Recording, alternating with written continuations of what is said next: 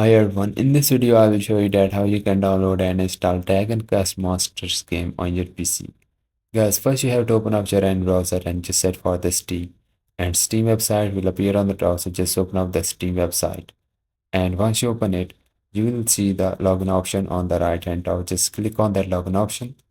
And here just log into your account. And guys, if you don't have an account, then just create an account. And once you created the account, then click on the install Steam option you are seeing on the top. And guys, here just download the Steam and install it into your PC. Guys, this is very simple and easy.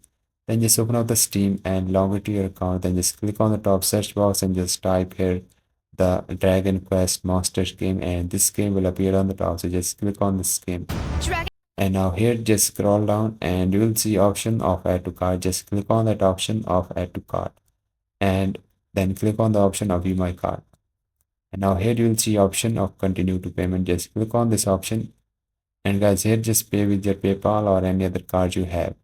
And once you pay the amount, now the game was added to your Steam library. Just go to the Steam library and on the left hand side you will find the game, which is the Dragon Quest Monster. Just click on that, click on the install. This is how you can download and install this game. If you find this video helpful, so please like it and bye bye.